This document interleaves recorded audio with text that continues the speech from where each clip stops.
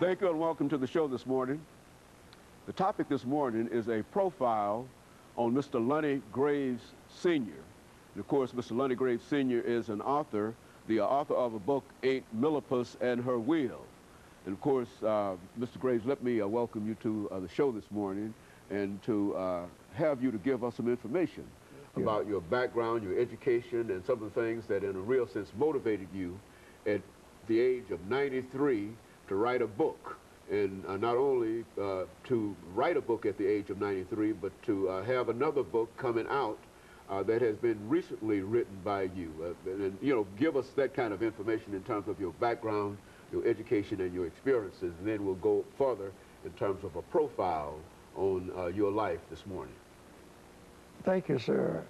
I would like to say, first of all, that yes, on October the 6th this year, I was 93 years old, and it was kind of unusual, but the day I was born, October the 6th, 93 years ago, there was the circus in Waco, the Ringling Brothers Born and Beta Circus, and my father always carried his older children to the circus, and I interrupted the whole thing. He couldn't carry them because I interrupted his plans.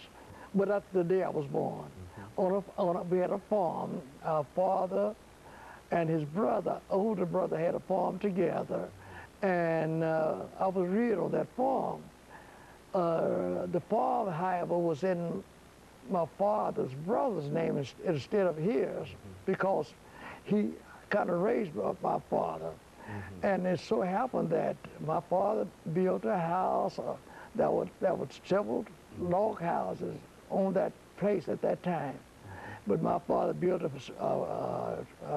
house out of lumber, and it was nice and convenient for his family, and I was reared there on that farm, and along with my brothers and sisters.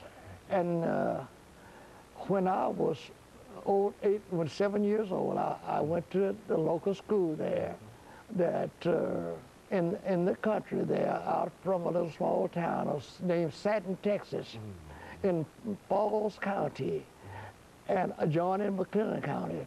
And when I was 7 years old, I went to school there, and we only had 2 rooms, 2 teachers. But because of so many people in the community, so many black people in the community,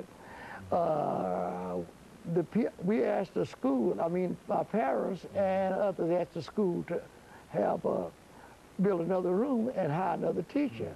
They hired the teacher, but they said they wouldn't have no money to build a room. So what they did, they had the high school kids cheering to go to the Baptist church there, which was right in the same area, and taught school in there. But the principal of the school knew about the Rosenwald Fund. And so she got in touch with the Rosenwald Fund and asked for the aid. And she was persistent with it, and so much so until she got some favorable responses. But somehow or another it kind of failed because of the interest that Rosenwald Fund had in the community, in the school. They decided they'd build another school in our district. To keep them out of there. Keep Rosenwald out of there in a real sense. Yes. And so they built the school. They built another school. But we had 3 schools in this district, black and white and a Spanish school. And when they built a new school in the 1930s under the administration of President Roosevelt administration, through the WPA, they built the school, but they gave it to the white people.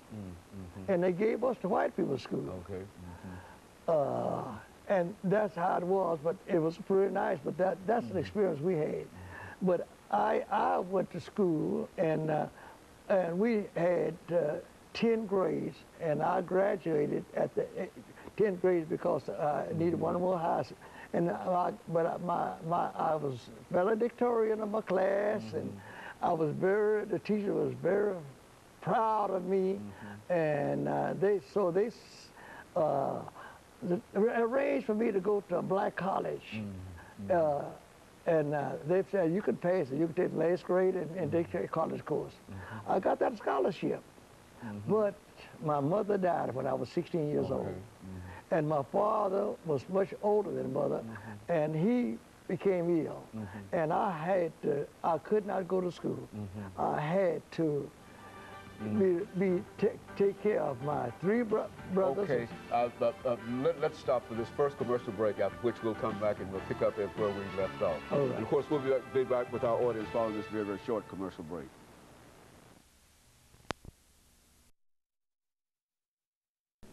Elkhart's a place